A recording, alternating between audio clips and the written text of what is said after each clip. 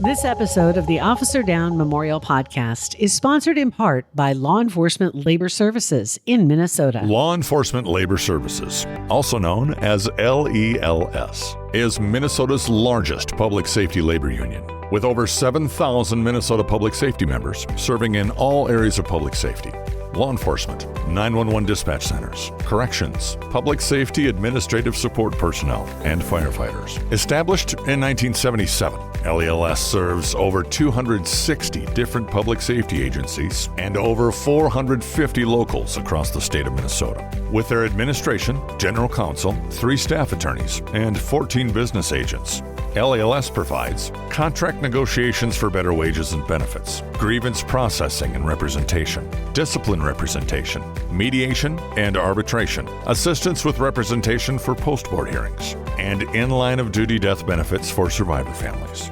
Find out more about Law Enforcement Labor Services at LELS.org. LELS.org. Episodes of the Officer Down Memorial Podcast may contain strong language and violent content. Listener discretion is advised. Hi, everyone, and welcome. I'm Sheriff Scott Rose from Minnesota, and I'm your host for today's new episode of the Officer Down Memorial Podcast. Walking eastbound. In each episode of the Officer Down Memorial Podcast, we'll share the details and the stories of how these men and women heroically lost their lives in the line of duty. Our mission is to help ensure their service and sacrifice is never forgotten. Thanks for spending some time with me today to remember and honor these fallen heroes.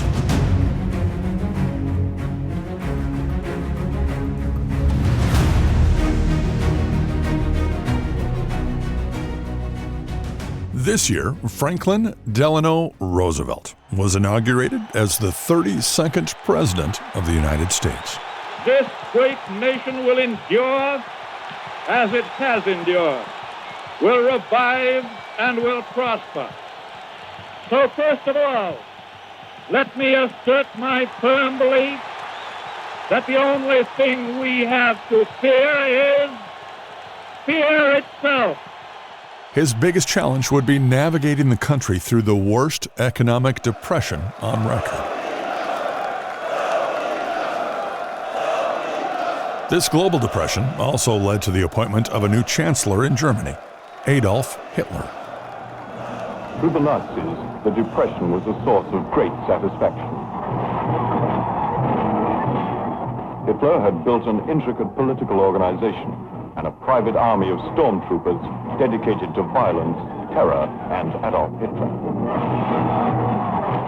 Now the Nazi movement grew fat on the wholesale unemployment and discontent. The Enabling Act of 1933 consolidated Hitler's power, leading to the establishment of a dictatorship and the first Nazi concentration camps. Mount Rushmore was 6 years into its completion. When finished, it would include 60-foot-high carvings of United States Presidents George Washington, Thomas Jefferson, Theodore Roosevelt, and Abraham Lincoln to represent the first 150 years of American history. This year, the dedication of the monument's second carving, that of Thomas Jefferson, would be dedicated by our new president, FDR. A mountain carved as a patriotic monument, Mount Rushmore, South Dakota. Beside the mighty face of Washington is that of Jefferson. Covered by the flag, it's to be unveiled, and is dedicated by President Roosevelt on his tour of the Dust Bowl. It took 14 years to complete, with approximately 410,000 tons of rock blasted off the mountainside. Today, over 2.5 million people visit this historic monument every year. The year was 1933. South St. Paul, Minnesota. This city was named South St. Paul due to its location south of the state's capital along the Mississippi River. It was established back in the 1880s and was a major meatpacking hub due to the Union Stockyards, which served as a major stopping point for livestock heading to Chicago. The growth of the stockyards and packing plants attracted a large number of immigrants, most from Central and Eastern Europe. It was 1933. Just over 10,000 people called South St. Paul home, and the economy was in shambles. The state was struggling after 4 years of the Great Depression, the severe economic global downturn that started in 1929. It was the longest and most severe depression in modern history. Unemployment was at an all-time high in Minnesota at 29%. The hardships on families was devastating. Families were struggling, especially children, women, minorities, and the working class. Widespread unemployment and poverty were experienced by many. The crisis began in the United States and spread to nearly every country in the modern world.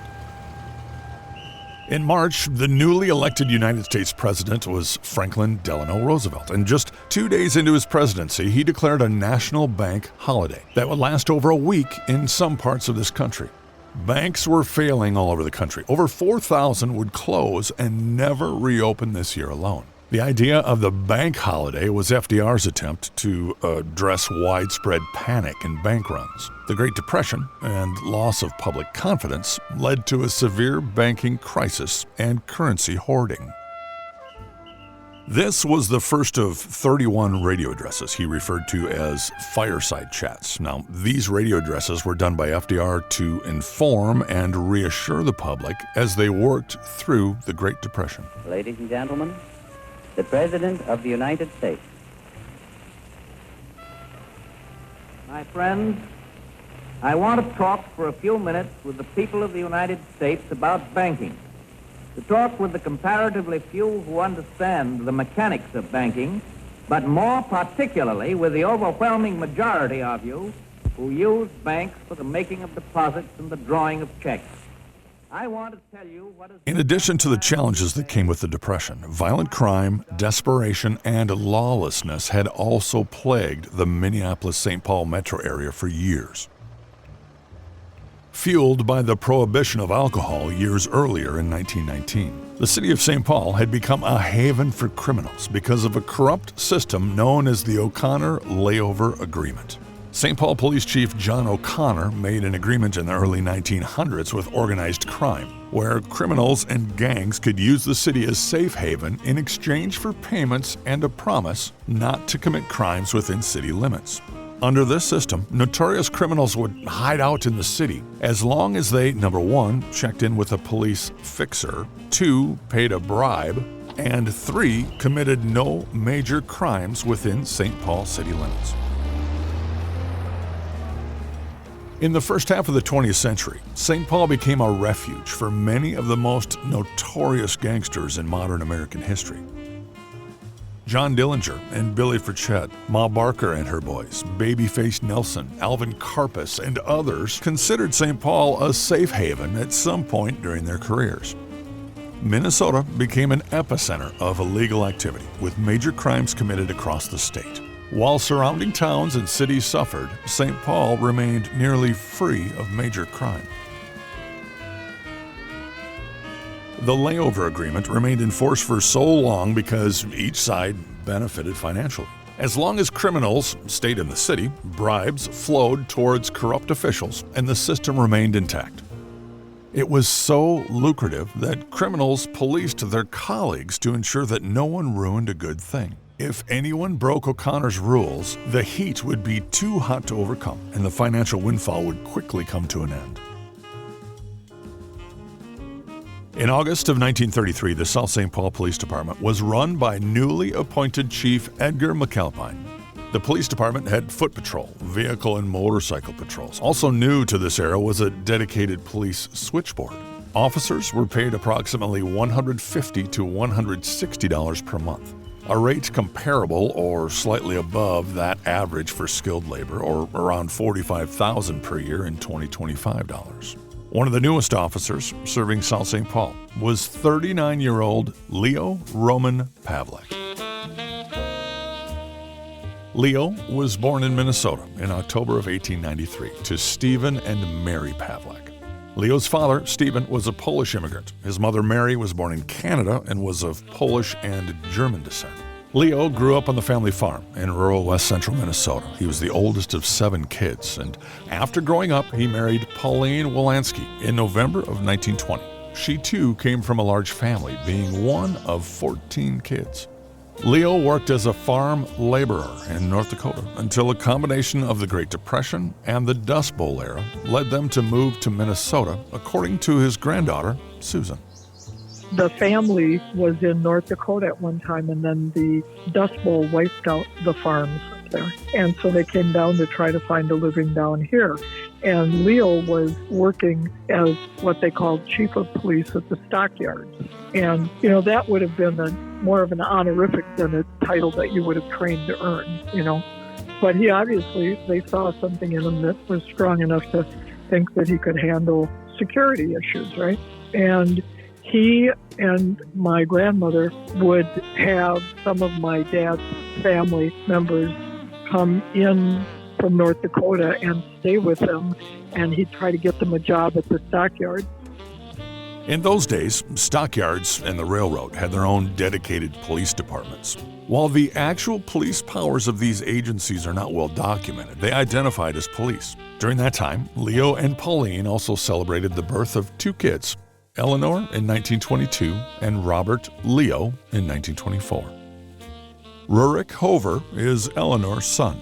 They were very happy. There was a very loving family, that they were all, they were poor, but they were content. Rurik remembers Eleanor talking about her mom's gardening. She used to talk about Pauline gardening, be out in the garden and just wipe the cucumber off on her apron and start eating it. There's a cute photo of Mom and Leo doing the asparagus patch. But when they were on the street of one block off of Smith, there was a grocer over there. Pauline's sisters would all acknowledge that Pauline was the best cook among them. During these times, if she was short on supplies while cooking, she would send Eleanor to the store for supplies. And my mom would occasionally point out the store and say, that's the store. So Pauline would give her some money and say, go to the store and get X.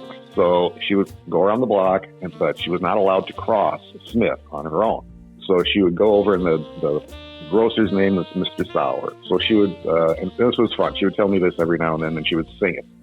If she'd get to the street, she'd have to call Mr. Sauer. So he would come out, and he would cross the street, and he would get her and take her and sell her whatever Mom wanted, and then walk her back the street and send her home. Leo, apparently he had a sense of humor, and he liked to play practical jokes on people. Leo Pavlak was a huge prankster. He loved playing practical jokes on people. And I don't know, I think he may have even done it to Yeaman, or one of the other officers, or maybe it was a family member, but he nailed their shoes to the floor. Yeah, they came over, you come over, you visit somebody's house and, take your shoes off, and then he nailed their shoes to the floor. So, they go and they're like, what the hell was my shoes? So yeah, Leo was a prankster. In April of 1933, Leo left the Stockyard Police to join the South St. Paul Police Department as one of their newest officers. One of the biggest safety concerns for Chief McAlpine and the South St. Paul Police Department was the fact that on any given day, due to the stockyard business, there was more cash in the city of South St. Paul in the 1930s than anywhere else in the country. This was in great part due to the two largest meatpacking employers in the city, Swifts & Company and Armour Meats. Brian Wicke was the 34th chief appointed to the South St. Paul Police Department in 2022. The stockyards, or more specifically the Union stockyards in the city of South St. Paul, were quite frankly the lifeblood of the community. The town was built on the backs of the stockyards, and the residents that came to South St. Paul, primarily from Eastern Europe, all came to work in the stockyards. And if the residents of our town at that time, if they didn't work in the stockyards, they worked in an industry, a bar or a kitchen that supported the stockyards. It was the sole business, and it was the economic engine of the time that drove not only South St. Paul, but our surrounding communities. The livestock and banking industry dominated all four corners of Grand and Concord in South St. Paul, and it was not uncommon to see the big black sedans of the gangsters racing up Grand Avenue Hill with the police right behind them. Although major crimes were relatively few, crime was rampant along the infamous Concord Street Strip, which was the main commercial corridor of the city. It was not uncommon for citizens to see gangsters in their big black sedans showed up on Concord Street to wheel and deal in the business of moonshine, illegal gambling, and other secret schemes. Today's image of the romantic Bonnie and Clyde gangster clan is a far cry from the reality of life in South St. Paul during this era. Wednesdays were payroll day for Swift & Company. In 1933, funds from the Federal Reserve Bank in Minneapolis would be shipped to the South St. Paul railway station via the Great Western Railroad, and then they would be shuttled to Swift & Company. The bank messengers were 21-year-old Herbert Cheyenne and 21-year-old Joseph Hamilton. On this warm and humid summer morning, the young messengers were accompanied by Officer Leo Pavlak and Officer John Yeaman. The railway station, primarily built to serve the large number of livestock being transported to and from the stockyards, was located just a block from the South St. Paul post office. The bank messengers picked up the money. They walked through the alley and returned to the post office. What they didn't know is they were being watched. Kate Barker, a.k.a. Ma Barker, was the mother of several members of the Barker-Karpus gang. In the 1920s and 30s, the Barker name was synonymous with violent bank robberies, kidnapping, and murder. J. Edgar Hoover described her as the most vicious, dangerous, and resourceful criminal brain of the last decade. Her sons started committing crimes as boys in the early 1900s, crimes that escalated as they got older. The Ma Barker gang had shot and killed Sheriff C.R. Kelly in West Plains, Missouri in December of 1931. Sheriff Kelly had approached them to talk to them about a department store robbery the evening before, a store robbery that they had committed. This was the first of a string of violence and killing from the Barker family. After killing Sheriff Kelly, the Barkers fled to St. Paul, knowing the city would be a safe haven for them to hide from the authorities. They had outlaw contacts there, and they set up in St. Paul under the assumed name Anderson, and they posed as traveling musicians. They carried Tommy guns in their guitar cases. On March 29, 1932, they robbed the Northwest National Bank in Minneapolis. $250,000 in cash and bonds, equivalent of over $3 million today. When the Barker's landlady's son recognized two of the men as criminals, he reported them to St. Paul Police Chief Tom Brown. Chief Brown reportedly tipped off the gang before the house was raided, allowing them to escape. The Barker boys, thinking Ma Barker's boyfriend had ratted on them, took him out to the woods and they executed him. The gang then moved on to White Bear Lake, with Ma Barker posing as a widowed mother traveling with her two sons. Next, they would drive to Kansas. There, they would rob a bank and get away with $20,000 in cash and $200,000 in bonds.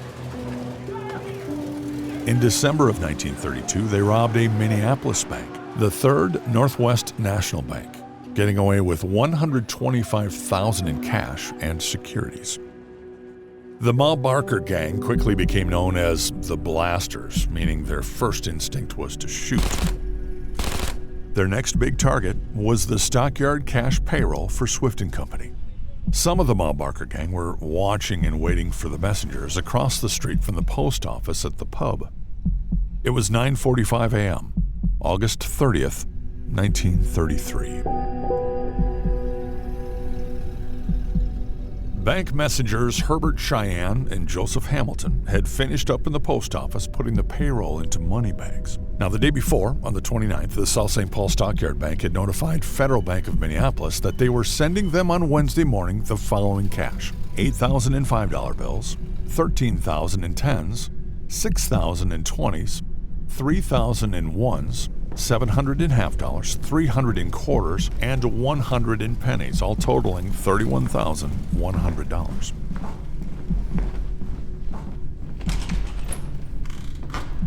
Cheyenne and Hamilton walked out of the front doors of the post office to deliver the payroll. Officer Leo Pavlak was on foot in front of the building. His partner, South St. Paul officer John Yeaman, was also assisting the police escort. Leo walked with the messengers, while John stayed mobile in his patrol car. When the messengers stepped out of the office, a black sedan pulled up in front of the building. Witnesses described the vehicle as a newer Chrysler 77 sedan, dark-colored body with trunk on rear, no spare tire on the car, and a yellowish pencil stripe around the body of the car. The license number was B141186. Several gunmen who exited the sedan and a couple who were waiting at the tavern next door confronted the men in front of the post office. These gunmen were armed with automatic rifles and one with a shotgun. The man with the shotgun is believed to have been Arthur Raymond Barker, aka Doc Barker, one of the 4 sons of Ma Barker. He was the one known as the enforcer. The gunman immediately confronted Officer Pavlak and the messengers. The gunman shouted, "Stick him up!" Pavlak complied without reaching for his weapon, and he raised his hands. The bank messengers dropped the money bags on the post office step, and they dove under a truck for safety. That's when the chaos started. Officer Yeaman, seeing the gunman, started backing his car into the street to help and started taking gunfire by several gunmen, according to reports. One of the gunmen from the sedan, in a light grayish-colored suit and light gray-colored hat, ran over to the police car and found Yeaman slumped over the wheel with a gunshot to his head. The gunman dragged the officer out and threw him on the ground and took the guns from the police car, including Yeaman's department-issued .38 revolver and his Thompson submachine gun. When a woman from across the street screamed, he turned towards the post office and began shooting at the post office and surrounding buildings, breaking windows and causing panic. The spray of bullets flew up and down Concord Street, with more than 27 slugs striking the post office or shattering windows. The one gunman, believed to be Doc Barker, then turned to Leo, disarming him, taking his department-issued .38 revolver, and he shot him at close range with a sawed-off shotgun. As he shot point-blank at Patrolman Pavlak, just as he fired, he said, "You dirty rat son of a bitch." Witnesses described the blast as nearly decapitating Leo. The gunman grabbed the cash bags, jumped into their sedan, and fled north from the post office. Leo Pavlak was likely killed instantly, and he died in the shootout. Officer John Yeaman was alive, but gravely injured, having been shot multiple times, including one gunshot to the head just above his eye. Yeaman was transported to the local hospital, where doctors would fight to try and save his life. Leo's daughter Eleanor recalled at 11 years old when she and her younger brother were told their father was killed. About 9 o'clock, I was out hanging the laundry, and all of a sudden there were a lot of people in the yard and in the house, and I couldn't imagine what was going on. And somebody took me in the house and rounded up my brother and told us what happened.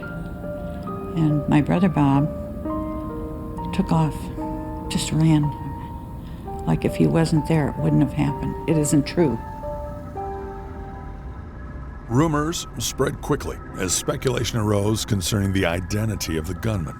Police Chief Edgar McAlpine sought assistance from the Minneapolis Police Department in tracking down the men who were believed to still be in the area. They made every effort possible to have several witnesses try and identify from pictures and photographs a possible likeness of the men they saw. While the witnesses all seemed to agree with the general description of the men, none of them could positively ID the men against pictures of known gangsters from the area. Out of fear for their own safety, it's likely some were scared to identify any of the gunmen. At the end of the day, they were unable to locate the sedan or gunman, and word was spreading that the city had lost a hero. The community's shock soon turned to grief as they mourned with the family of Leo Pavlak, who had been killed so violently at the young age of 39 years old. Leo's funeral was held on September 1st at St. Augustine's Catholic Church on 3rd Street. The church was full, and Father Jeremiah O'Callahan officiated the service. Leo's wife, Pauline, and his 2 beloved children, 11-year-old daughter Eleanor and 9-year-old Robert, were honored at the ceremony with a full double line of officers standing in respect.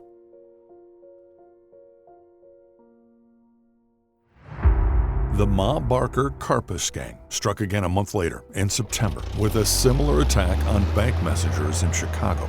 While fleeing with 2 vehicles from this holdup, they netted only bags of worthless, canceled checks, and they ended up crashing into a car at a nearby intersection.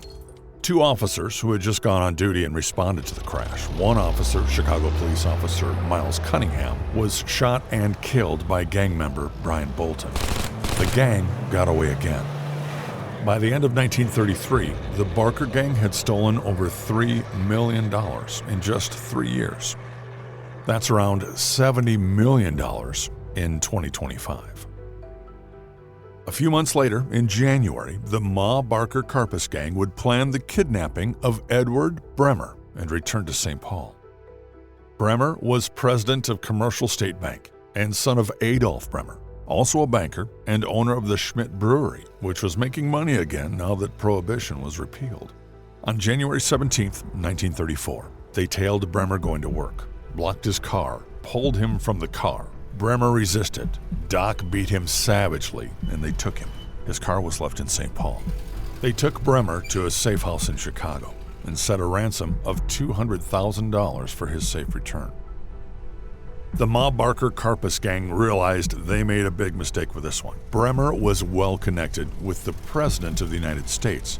President Roosevelt was a friend of the family, and he ordered the post office to watch for clues. He ordered the FBI to go to work, and the American Legion was notified to look for clues. Everyone was looking for the gang. Bremer's father asked the ransom to be cut in half to $100,000. The Ma Barker Karpus gang held him for 21 days. On February 6th, the ransom was ready. The gang released him outside of St. Paul and took the money. After Bremer's release, the FBI closed in. A fingerprint of Doc Barker was on a gas can that was left behind during their drive to Chicago, which helped to identify the gang and elevated them to some of the country's most wanted. The Chrysler 77 was also recovered in Chicago, and the pressure from the authorities hunting them down would eventually lead to the gang splitting up and going into hiding using aliases. By the mid-1930s, with the crackdown of organized crime by the federal government under FDR, gangsters like John Dillinger, Bonnie and Clyde, Pretty Boy Floyd, and Babyface Nelson had all been gunned down and killed. The Ma Barker Karpus gang was one of the only Depression-era crime families left. As authorities started zeroing in on the gang, a tip by a prostitute led to Doc Barker being caught by surprise by the Bureau of Investigations with another gangster, Byron Bolton, in Chicago. When he was arrested, he was found in possession of a Thompson submachine gun, later identified as John Yeaman's duty gun, stolen when they killed Leo. They were arrested on January 8, 1935. Remember, Bolton was the one who shot and killed the Chicago officer earlier. Bolton would turn on the family as an informant for the feds, and his information led to a shootout in Florida with Ma Barker and Fred Barker on January 16, 1935. Over a dozen agents approached the house at sunrise. After 4 hours and over 2,000 rounds shot into the house, it was over, and Ma and Fred Barker were dead. Alvin Karpus, Ma Barker's adopted son, believed to be one of the other shooters in the shooting of Leo and John Yeaman in South St. Paul. He was the last known member of the gang involved in Leo's murder, caught on May 1, 1936, in New Orleans.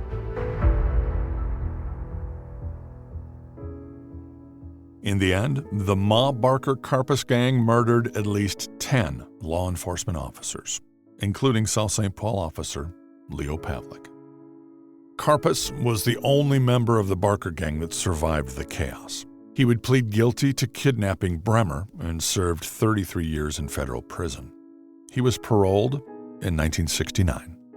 The Ma Barker Karpus gang was the last and deadliest incarnation of Depression-era outlaws. With their ruthless and violent methods, they destroyed the myth of the gentleman bandit and verified the need to reorganize and rename the Bureau the Federal Bureau of Investigations, or FBI for short. Unfortunately, nobody was ever charged with the shootout at the post office and the brutal murder of Leo Pavlak.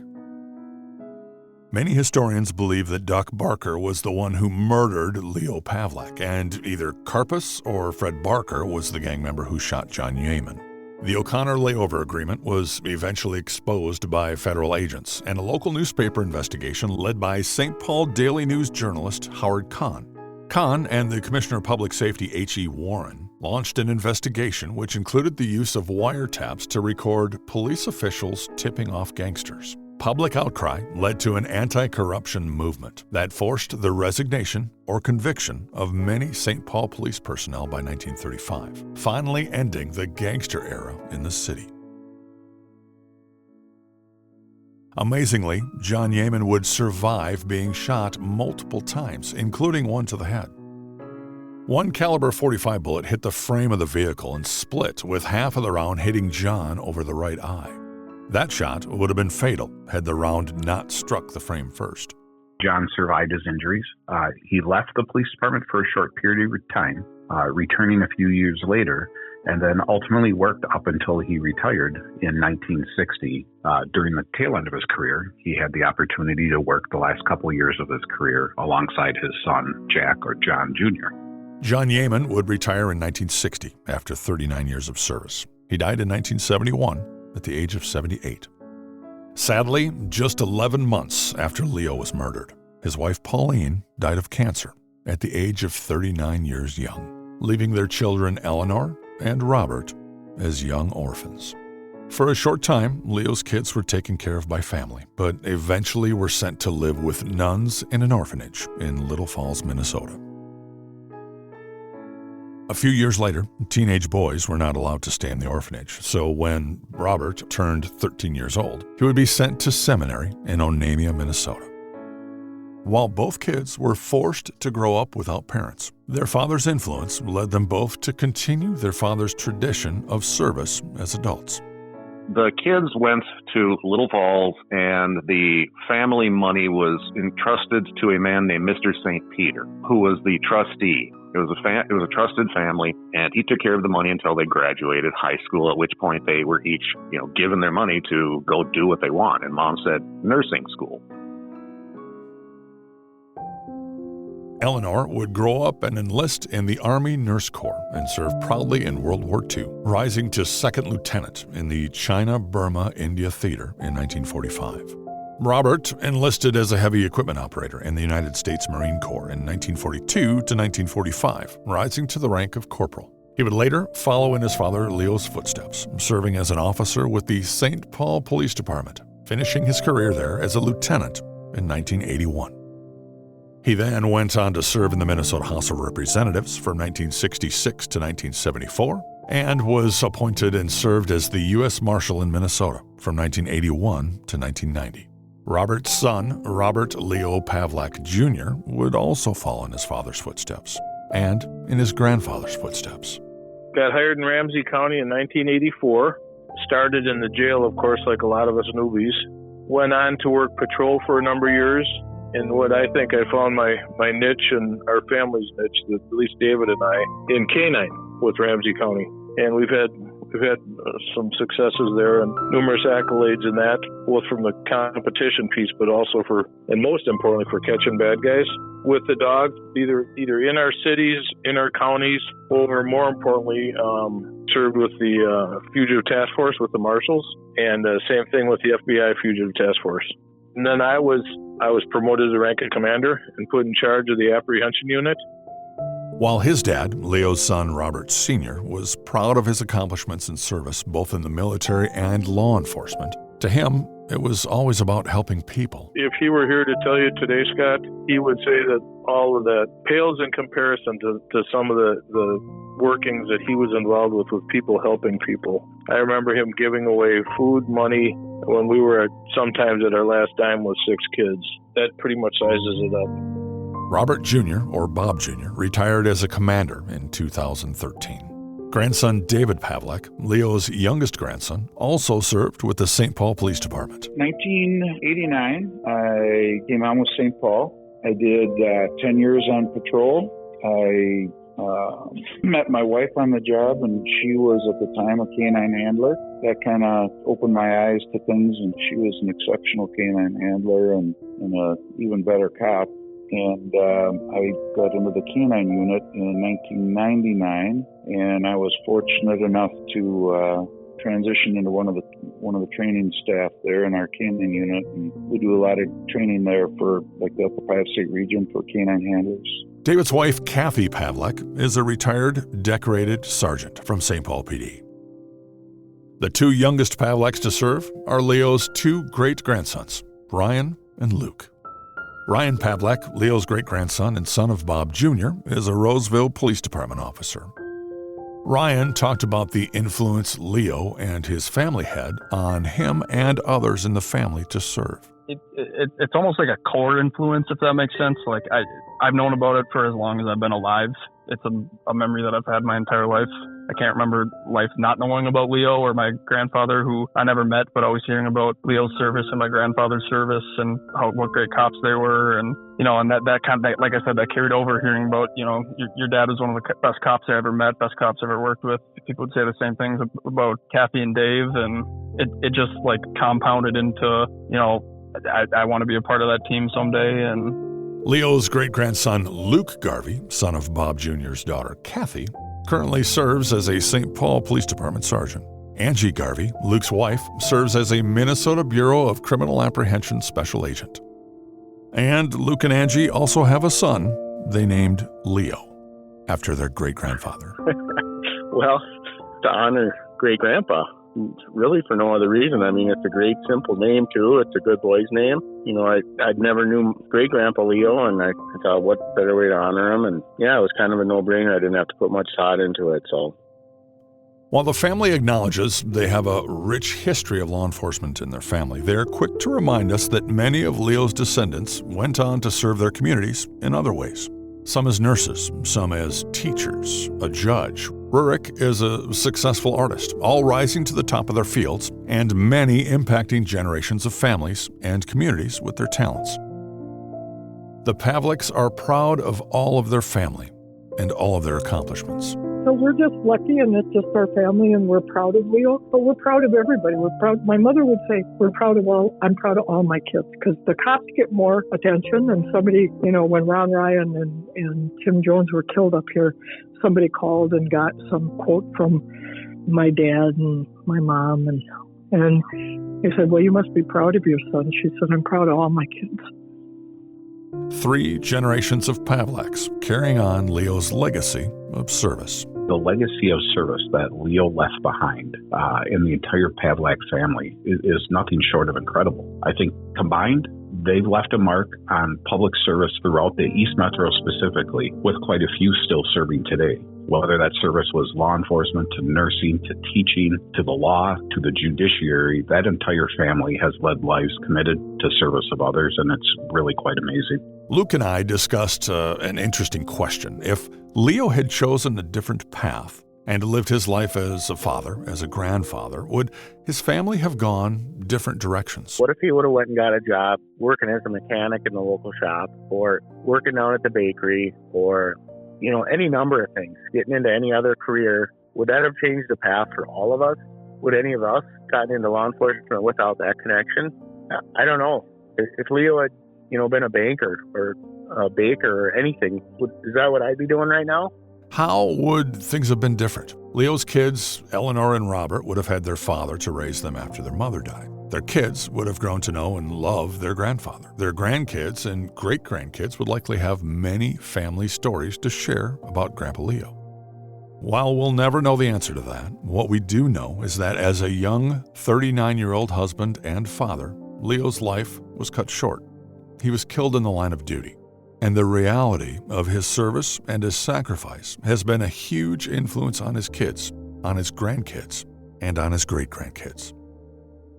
Leo's service and sacrifice is not only the family's reality, it's the family's legacy. They are one of thousands of families in this country who've lost loved ones in the line of duty, often referred to as survivor families. A distinction every law enforcement officer family fears, a distinction that they all hope and pray they never realize. But what makes this survivor family different than many, what makes the Pavlaks different, is the generations who have chosen to follow in their fallen hero's footsteps, in Leo's footsteps, and Leo's son Bob's footsteps. Generations who have chosen to be part of something bigger than themselves. chosen to make a difference in their communities. Generations of family members who believe in service before self. They believe that the reward is worth the risks they all know too well with Leo's story. Many of those that chose not to go into law enforcement went into other service careers, again following Leo's influence. While there are few memories of Leo and Pauline, their kids Eleanor and Bob have helped to fill that void with a lifetime of memories and lessons passed down to their kids. Lessons of kindness, of service, of honor, and of humility, setting the example for their kids, like Leo and Pauline most certainly did for them. Luke, as with other family members, feel the responsibility to carry on Leo's legacy, at least when it came to law enforcement, actually fell on his son Robert's shoulders. This probably fell more on his son, Bob, my grandpa. You know, he lived that life. He saw his father get killed. His mother died shortly after, and he's in an orphanage.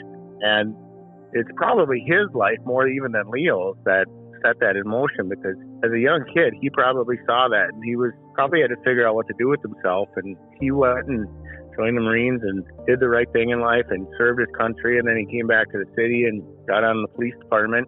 And he was a well-respected, honorable man. And I think his son saw that, and they followed in his footsteps and took the same path. And likewise, this is what I've seen growing up with my uncles and, you know, with my grandpa. So that legacy probably almost falls a little bit more on Grandpa Bob, because his life could have gone all sorts of directions as a young kid after experiencing that. So I think that's probably where that comes from. I would say more from Bob, my grandpa. I don't want to speak for anyone else, but I know myself. I certainly know my dad and aunts and uncles and all that who went into law enforcement, but we also have teachers, nurses, just all sorts of different public service in our family. But I think the law enforcement aspect of it, and it might sound cheesy, it might sound cliche, but it honestly kind of feels like it's in the blood. To the Pavlak family, Leo is a legend, a hero. Someone who set the bar very high for his kids, his grandkids, and great-grandkids to follow. I think just the fact that, you know, he is frozen in time on that pedestal as the hero cop who unfortunately made the ultimate sacrifice.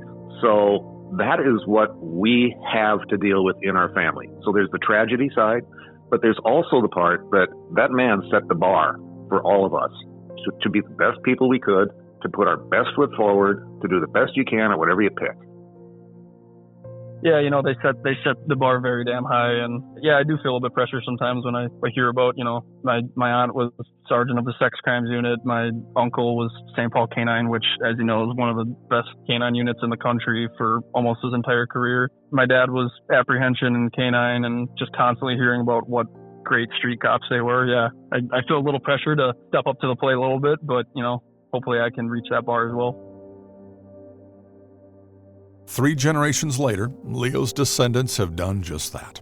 On Eleanor's side, she served her career in nursing, first serving her country and then serving her communities. Her son Rurik went a different direction. His interests led him to art, and he's enjoyed a long career making a difference in his own way and realizing success because of the foundations learned and the high bar set by his mother Eleanor and his grandfather Leo, who he never had the opportunity to meet. On Robert Sr.'s side, many have chosen law enforcement. 3 generations of service following in Leo's footsteps. 3 generations of honor. 3 generations who've likely made a positive impact on hundreds of people, hundreds of families, generations of families. 3 generations who believed in something bigger than themselves. Men and women who all too well knew the risks because of Leo, yet they took on the calling because they believed in community. They believed they could make a difference. They believed in service before self.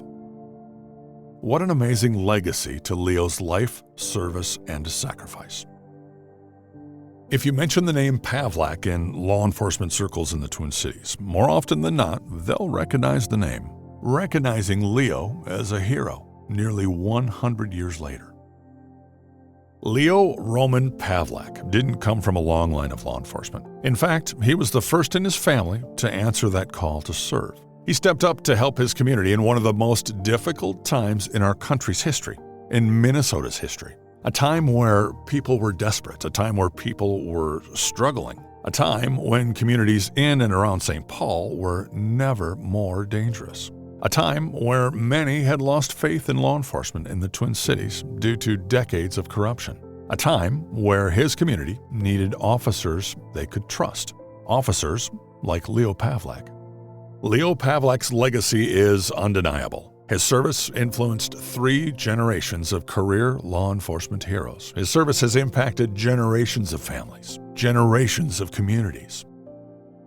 The Thompson machine gun, or Tommy gun, that the gang took from Officer Yeaman when he was shot and wounded. The gun that was recovered 2 years later by the FBI when they arrested Alvin Karpus was returned to this department and was stored for decades in South St. Paul Police Department's armory with other guns and evidence. The reality is, much of this history may have been lost without retired Chief Mike Meserich, who served as police chief in South St. Paul from 1999 to 2008. He recalled early in his patrol career, the department had 3 Tommy guns in their armory. A previous administration had tried to trade the 3 Tommy guns for other needed equipment for the department. One of the Tommy guns had the serial number ground off and was not accepted in the trade.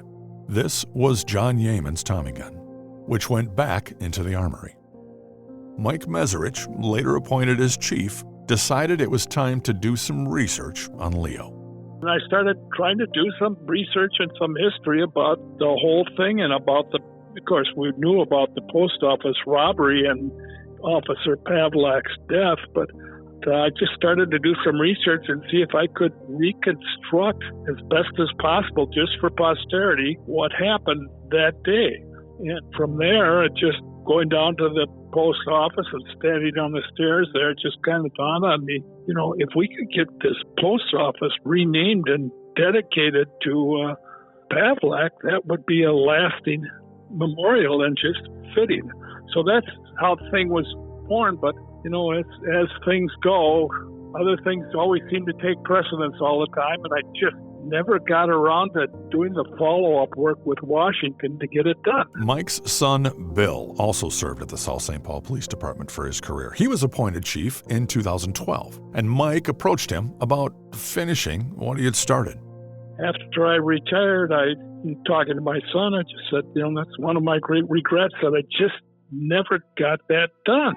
And so he took it and ran it with it from there. He sent off an email to Angie Craig's office, and a great friend of law enforcement. And her office took it and ran with it too, contacted the family. And from there, the family and Angie Craig's office were the people that got it done, got the legislative written and passed, and that's how it came about. So it was basically Angie Craig's office and the Pavlak family that provided that necessary push to get it done. Bill worked his contacts and he worked hard to get the support needed. And in December of 2022, a few months after he retired, the United States Senate unanimously voted to rename the post office in memory of fallen officer Leo Pavlak. In many ways, that's kind of a shrine for the family because he died there. It meant a lot that way, that the site of his murder was, in a way, and I hate to use this language, but it's how I feel, kind of consecrated by the recognition, all these years later. Mike started the work. His son Bill picked up that torch and continued the work to get the bill passed. And Chief Brian Wicke was the next chief to carry on the mission of making sure Leo was never forgotten, speaking at the post office dedication ceremony on behalf of the police department as their new chief in 2023. At the South St. Paul Police Department, they have a display to remember and honor Leo, and the Tommy gun is on display in Chief Wicke's office. Chief Wicke explained the Tommy gun was the early patrol rifle for their officers and also a weapon of choice for gangsters of that era. The Tommy gun was the stereotypical gun of the gangster era. I think you could argue that it's the early version of what is now the modern patrol rifle. back in 1933, our patrol officers were equipped with a simple 6-shot revolver. And when they found the need for extra firepower, they had at their disposal what appears to be shotguns and then a Tommy gun, which is a 9mm round and a fully automatic weapon capable of firing a vast number of rounds in an incredibly short period of time with really a pretty indiscriminate shot pattern. There was not a whole lot of accuracy with those firearms. In addition to their efforts to rename the post office in Leo's honor, the South St. Paul Police Department continues to work every year to make sure Leo Pavlak is not forgotten. Daily, we display in our lobby of our police department a memorial to Leo. Included in that memorial is a description of what took place, of his murder and the sacrifice he made, along with some historical newspaper coverage of it. A number of years ago, while both of his grandsons, Bob and Dave, were still working, we were able to meet with them and present them with copies of this memorial. We had them produced for them, and we proudly display their own canine player, if you will, trading cards on that display as well. So we do that internally in our police department, and that selfishly, that's for our staff and the visitors to our police department. And then externally, a number of years ago, we started inviting back and reconnecting with the entire Pavlak family after learning more about their legacy of service. And we invite them back each year to the Minnesota Law Enforcement Memorial, where on behalf of Officer Pavlak's sacrifice, as well as another officer in our department, we lay a wreath in memorial of that service with the Pavlak family. And then in addition, we stay in contact with them periodically throughout the year through our connections through public safety and other interactions just in the East Metro here. Leo Roman Pavlak's name is also displayed on the National Law Enforcement Memorial Wall in Washington, D.C.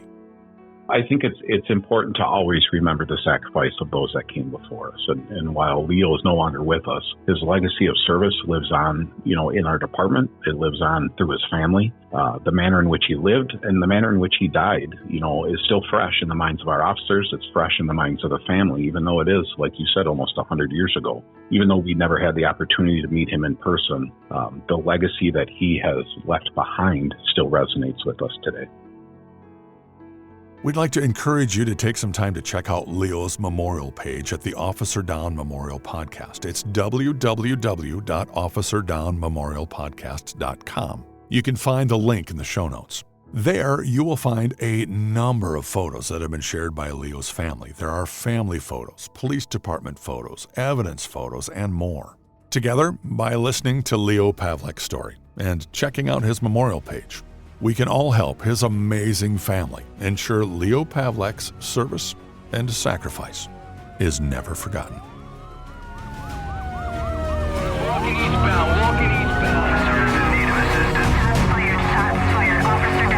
Thank you for spending the time to listen, learn about, and honor the memory of this fallen hero. Make sure you take the time to thank your local law enforcement for their service and their sacrifice. And don't forget to thank their families too. They also sacrifice so much for our safety. It's up to us to help ensure the sacrifices made by these fallen heroes and by their families are never forgotten. So please share this podcast with family and friends. Until next time, this is the Officer Down Memorial Podcast. I'm Scott Rose. Thanks for listening.